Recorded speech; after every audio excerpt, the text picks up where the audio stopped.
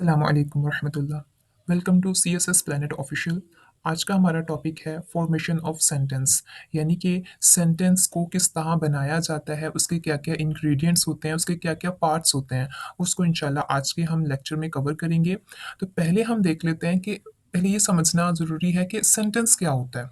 हम अपनी ज़िंदगी में इस तरह के बहुत से अल्फाज बोल रहे होते हैं। हम कह लें कि सेंटेंस क्या होता है, कि ये एक मजमुआ होता है, ये एक ग्रुप होता है कि जिसमें हम मुख्तलिफ लफ्ज़ों को मिला के एक लाइन बना देते हैं। तो फिर उस जो वो ग्रुप होता है, उन वर्ड्स का जो मजमुआ होता है, उसको हम सेंटेंस कह रहे होते हैं। For example, this is a book.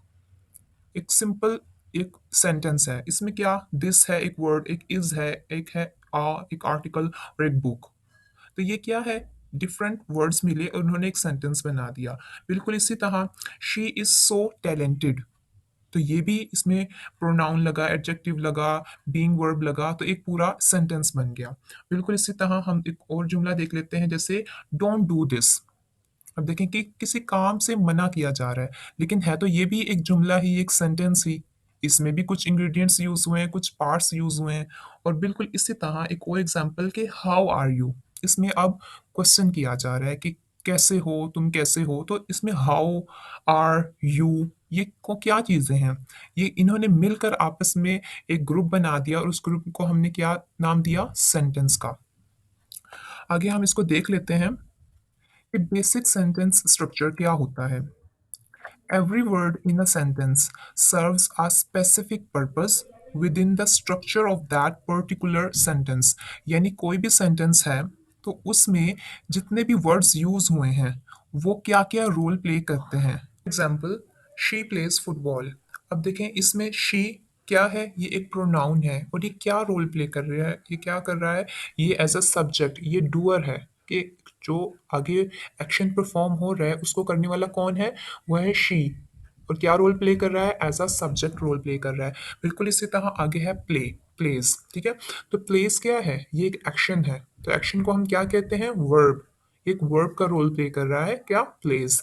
और लास्ट वन इज फुटबॉल, कि फुटबॉल एक कहने को तो ये एक नाउन है, किसी चीज का नाम है, बट इस सेंटेंस में ये किस पर्पस के लिए है, ये है इस पर काम किया जा रहा है। तो लिहाजा ये ऑब्जेक्ट का रोल प्ले कर रहा है। तो इस तरह की हम ये जो बेसिक इंग्रेडिएंट्स हैं, इसके बेसिक स्ट्रक्चर में जो आते हैं, उन चीज़ों को हम इस वीडियो में डिस्कस करेंगे। यहाँ पर है हमारे पास पार्ट्स ऑफ सेंटेंसेस। अगर आप कंसाइजली सेंटेंस के स्ट्रक्चर को अपने जहन में बिठाना चाहते हैं तो यहाँ सिर्फ बेसिक दो चीज़ें हैं। The two most basic parts of a sentence are the subject and predicate.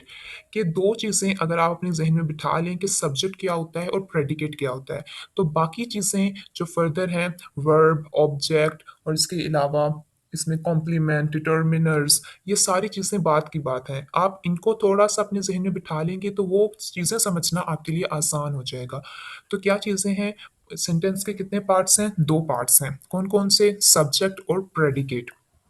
इसको हम इस मैप के थ्रू समझते हैं कि जो पार्ट्स ऑफ सेंटेंस हैं वो दो हैं, सब्जेक्ट और प्रेडिकेट। मिलकर क्या बनाते हैं, वो बनाते हैं एक सेंटेंस बनाते हैं। अब सेंटेंस को आगे फर्दर डिवाइड किया जाए कि फिर सब्जेक्ट में क्या आता है, प्रेडिकेट में क्या आता है। तो जो जो चीज़ें अक्सर हम पढ़ते हैं कि सब्जेक्ट, वर्ब, ऑब्जेक्ट और इसके अलावा और चीज़ें भी आ जाती हैं इसमें, तो ये इसके बाद की बातें हैं। यानी मेन चीज़ है subject plus predicate is equal to sentence. तो इस इन चीज़ों को अगर आप ज़हन में बिठा लेंगे तो बाकी चीज़ें जैसे प्रोनाउंस, ये सारे पार्ट्स ऑफ स्पीच, इनको समझना आसान हो जाएगा आपके लिए।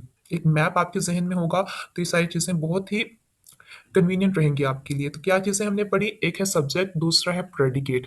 तो सब्जेक्ट में हमारे पास क्या-क्या कुछ आ जाता है कि जो कि as a subject role play करता है, वो नाउन है, प्रोनाउन। जैसे अभी हमने एग्ज़ाम्पल ली, शी प्लेज़ फुटबॉल। अब शी इसमें क्या था, प्रोनाउन था, और वो क्या क्या रोल प्ले कर रहा है, as a subject role play कर रहा है। बिल्कुल इसी तरह डिटर्मिनेंट, एडवर्ब, एडजेक्टिव, ये भी कैसे रोल प्ले करते हैं, as a subject role play कर रहे होते हैं। और उसके बाद आ जाता है प्रेडिकेट। प्रेडिकेट, अब जैसे शी प्लेज फुटबॉल, शी इसमें आ गया हमारे पास सब्जेक्ट। तो अब बाकी का जो रिमेनिंग पार्ट है सेंटेंस का, उसको हम कहते हैं प्रेडिकेट। अब उसमें हमारा वर्ब भी आ जाएगा, उसमें हमारा ऑब्जेक्ट भी आ जाएगा, सब कुछ आ जाएगा। मतलब यूं समझें कि एक चीज हमने, कोई एक बड़ी चीज है, उसमें से एक हिस्सा माइनस कर दिया और बाकी जितना भी है वो हमारा क्या है, प्रेडिकेट। जो एक छोटा सा हिस्सा निकाला वो है हमारे पास सब्जेक्ट, और बाकी जितने भी रिमेनिंग हमारे पास मटेरियल है, जितने भी वर्ड्स हैं, वो क्या कहलाएंगे, प्रेडिकेट। अब प्रेडिकेट में क्या क्या कुछ होता है, ये बात की बात है। पहले मेन चीज आपके जहन में रहेगी तो बाकी चीजें समझना आसान हो जाएगा। होप सो कि ये चीज कॉन्सेप्ट आपके जहन में बैठ गया होगा। अब हम देख लेते हैं बारी बारी इन चीज़ों को, हम जो मेन इसके कॉम्प्लीमेंट आप कह लें, एक पार्ट्स कह लें, उनको हम डिस्कस कर लेते हैं। और फर्दर जो कॉम्प्लिकेटेड है उनको हम नेक्स्ट वीडियोस में डिस्कस कर लेंगे। पहले हम देख लेते हैं सब्जेक्ट क्या होता है। In English grammar we use the word subject. हम सब्जेक्ट का वर्ड किसके लिए यूज करते हैं, to talk about the person और थिंग, उस इंसान के बारे में या उस चीज के बारे में। वो चीज क्या, अ नाउन और pronoun that does the action, यानी कि कोई भी एक्शन जो परफॉर्म हो रहा है उसको करने वाला कौन है, वो ही हमारा क्या कहलाता है, सब्जेक्ट कहलाता है। Usually that means that the subject comes before the verb. For example जैसे अभी हमने ली, शी प्लेज फुटबॉल। अब इसमें एक्शन परफॉर्म हो रहा है प्लेज, कि खेला जा रहा है, खेलती है। शी प्लेज फुटबॉल, कि वो फुटबॉल खेलती है। अब खेलने का एक्शन वो परफॉर्म किया जा रहा है, लेकिन करने वाला कौन है, शी। तो इसमें जो ये प्रोनाउन है, ये है हमारा सब्जेक्ट। और ये देखिए नीचे इन्होंने एक बात बताई कि वर्ब से पहले आता है सब्जेक्ट। ये नहीं कि सब्जेक्ट बाद में आएगा, नहीं, बल्कि इसकी फॉर्मेशन जो एक हम फॉर्मूला कह लें तो उसमें सब्जेक्ट का जो एक प्लेस होती है वो वर्ब से पहले ही होती है। नेक्स्ट हम देख लेते हैं। आई होप सो आपको सब्जेक्ट का कॉन्सेप्ट क्लियर हो गया होगा। और इसके अलावा हम सब्जेक्ट को डूअर भी कहते हैं, यानी डू होता है कोई काम करना, लेकिन डूअर जो होता है करने वाले को कहते हैं। नेक्स्ट है हमारे पास प्रेडिकेट। जैसे कि मैंने आपको क्लियर किया कि सब्जेक्ट के अलावा सेंटेंस में जितना भी पार्ट होगा उसको हम प्रेडिकेट कहेंगे। इसकी हम देख लेते हैं। A predicate is the part of a sentence और a clause that tells what the subject is doing or what the subject is। यानी कि जो predicate होता है वो ये बताता है कि सब्जेक्ट क्या कर रहा है, या उसके बारे में और कोई इंफॉर्मेशन बताता है कि वो सब्जेक्ट है क्या। इस बात को समझिएगा कि जो प्रेडिकेट होता है वो सब्जेक्ट के बारे में ही बताता है कि जो भी उसने बात करनी है, या तो वो इसका कोई एक्शन बता रहा होगा कि इसने ये रोल प्ले किया है, या फिर वो ये बताएगा कि जो ये सब्जेक्ट है उसके बारे में एडिशनल इन्फॉर्मेशन दे देगा कि ये जो सब्जेक्ट है वो ये है। फॉर एग्जाम्पल जैसे हम कहते हैं आई एम अ टीचर, तो इसमें आई क्या है, ये प्रोनाउन है और ये क्या रोल प्ले कर रहा है, इस सब्जेक्ट का रोल प्ले कर रहा है। तो आई हो गया हमारे पास सब्जेक्ट, और बाकी जितना भी एक पार्ट है हमारे पास, रिमेनिंग पार्ट है सेंटेंस का, एम आ टीचर, तो ये सारा क्या है, ये है प्रेडिकेट। तो अब ये क्या बता रहा है, आई एम अ टीचर, यानी आई सब्जेक्ट को आगे उसकी वजाहत कर रहा है कि वो जो सब्जेक्ट है ना वो है एक टीचर, यानी सब्जेक्ट एक टीचर है।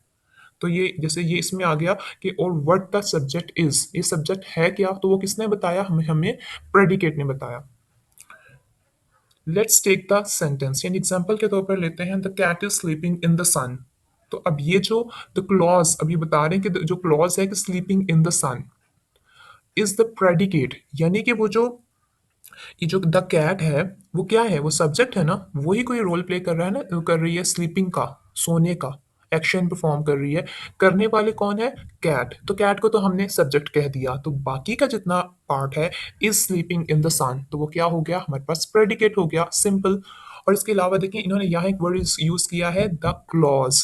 क्लॉज के बारे में अगर आप इन डिटेल वीडियो देखना चाहते हैं तो इसका लिंक आपको डिस्क्रिप्शन बॉक्स और आई बटन में मिल जाएगा। इस तरह आपके ज़्यादा से ज़्यादा कॉन्सेप्ट्स क्लियर होते जाएंगे। तो इस तरह अब ये कह रहे हैं the clause sleeping in the sun is the predicate, कि ये प्रेडिकेट है, it's dictating what the cat is doing. यानी कि जो प्रेडिकेट है ये क्या बता रहा है, कि ये कैट के बारे में बता रहा है, यानी सब्जेक्ट के बारे में बता रहा है कि वो क्या कर रहा है या वो क्या कर रही है। तो ये हमारे पास क्या हो गया, प्रेडिकेट। आई होप सो आपको ये कॉन्सेप्ट क्लियर हो गया होगा। नेक्स्ट हम देख लेते हैं वर्ब को। वर्ब क्या होता है, a verb is a word, ये एक वर्ड होता है दैट इंडिकेट्स, क्या बताता है वो हमें। देखिए तीन चीजें हैं इसमें, उसको जरा गौर से सुनिएगा। क्या फिजिकल एक्शन, यानी कि जैसे अभी हमने एग्जांपल ली, शी प्लेज फुटबॉल, अब ये एक फिजिकल एक्शन है, हम उसको देख सकते हैं कि वो फुटबॉल से खेल रही है। तो ये क्या हो गया, खेलना उसका क्या है, ये है वर्ब। जैसे इसमें लिखा हुआ है ड्राइव, गाड़ी ड्राइव करना एक वर्ब है, हमें फिजिकल एक्शन है जो हमें नजर आता है। उसके बाद कह रहे हैं दूसरी चीज है अ मेंटल एक्शन, यानी एक मेटाफिजिकल चीज है। थिंक थिंक इसके एग्जांपल ले रहे हैं, थिंक यानी कि सोचना। हम वो एक इंसान बैठा हुआ है, अब वो अंदर अंदर क्या सोच रहा है ये हम नहीं जानते। तो ये हो वो काम तो कोई कर रहा है लेकिन वो है मेंटल एक्शन है, वो एक मेटाफिजिकल एक्शन है। For example she is thinking, वो सोच रही है कुछ, है तो वो वर्ब, लेकिन वर्ब का क्या है कि वो एक मेंटल एक्शन है, एक मेटाफिजिकल एक्शन है। और इसके अलावा लास्ट वन, और अ स्टेट ऑफ बीइंग, यानी किसी चीज का वजूद। फॉर एग्जाम्पल एग्जिस्ट, जैसे कोई कोई भी चीज जो एग्जिस्ट करती है, मिसाल के तौर पर जैसे अभी हमने एग्जांपल ली थी आई एम अ टीचर, कि मैं एक टीचर हूँ। तो इसमें देखें आई एम का वर्ड यूज किया। तो क्या आप मुझे बता सकते हैं कि ये एम यहाँ पर क्या है? अगर आपने क्या पता कोई स्टूडेंट ये आंसर करें कि ये एम तो है, ये कंटिन्यूस में लगता है आईएनजी से पहले। तो उस वक्त जो होता है उस वक्त ये हेल्पिंग वर्ब यूज हो रहा होता है, लेकिन यहाँ पर ये एक स्टेट बीइंग वर्ब के तौर पर यूज हो रहा है कि वो अपने बारे में बता रहा है। यहाँ पर अब ये हेल्पिंग वर्ब नहीं है, ये एक बीइंग वर्ब है एम।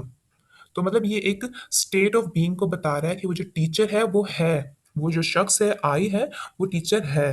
वो उसके स्टेट को बता रहा है, उसके जो उसकी हालत है उसको बता रहा है कि वो उस वक्त टीचर है।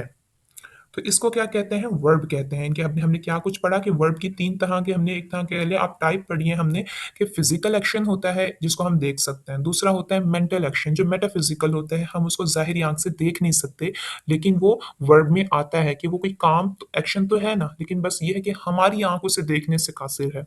लास्ट है हमारे पास स्टेट ऑफ बीइंग, कि कोई भी चीज जो वजूद रखती है उसके बारे में। Every sentence contains a verb, यानी कोई भी आपके पास सेंटेंस होगा, ऐसा हो ही नहीं सकता कि वो वर्ब से खाली हो, उसमें वर्ब लाजमी होगा। Verbs are almost always used along with the noun और प्रोनाउन, कि जो वर्ब होते हैं वो उसके साथ क्या यूज हो रहा होता है, नाउन या प्रोनाउन जरूर यूज हो रहा होता है। यानी कि कोई भी सेंटेंस होगा, अब ये जो नाउन और प्रोनाउन के साथ यूज हो रहे हैं वो क्या रोल प्ले करते हैं, as a subject role play करते हैं। इन शॉर्ट हमें क्या पता चला कि जो सेंटेंस है ना, वो वर्ब सॉरी सब्जेक्ट और वर्ब का कॉम्बिनेशन होता है। कि उसमें कोई भी सेंटेंस अगर आपने कहीं भी देखा है तो उसमें सब्जेक्ट और वर्ब लाजमी तौर पर होंगे। जो ऑब्जेक्ट होता है वो ऑप्शनल होता है, क्योंकि बास सूरतों में होता है उसका एग्जिस्ट करना जरूरी होता है ऑब्जेक्ट का, और बास सूरतों में नहीं होता। लेकिन जो सब्जेक्ट और वर्ब है ये कंपलसरी है, ये होते हैं एक सेंटेंस में। उसी तरह हम बता रहे हैं कि ये जो ये वर्ब है ये नाउन और प्रोनाउन के साथ यूज होता है। तो ये क्यों होता है, तो डिस्क्राइब व्हाट द नाउन और प्रोनाउन इज डूइंग, कि मतलब वो जो नाउन या प्रोनाउन है वो कर क्या रहा है।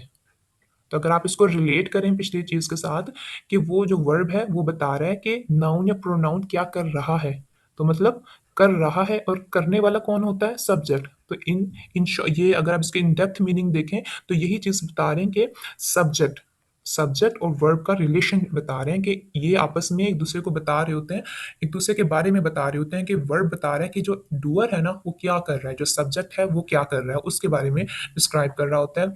नेक्स्ट है हमारे पास, लास्ट है हमारा एक कॉन्सेप्ट ऑब्जेक्ट, कि ऑब्जेक्ट किसे कहते हैं हम। In English grammar, a direct object is a word or phrase that receives the action of the verb।